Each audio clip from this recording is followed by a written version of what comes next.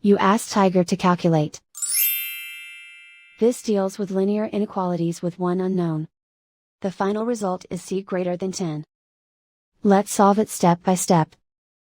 Group all constants on the right side of the inequality. Subtract 3 from both sides.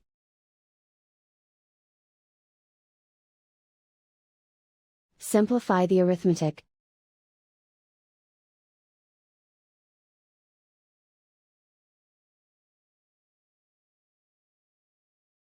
Isolate the c. Multiply both sides by inverse fraction 2 over 3.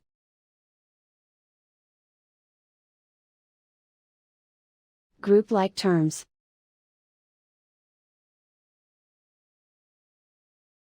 Multiply the coefficients.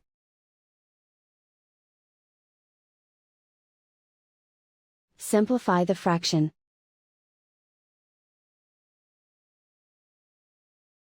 Multiply the fractions.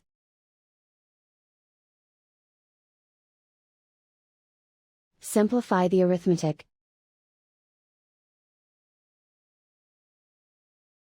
Plot the solution on a coordinate grid. And so the final result is c greater than 10.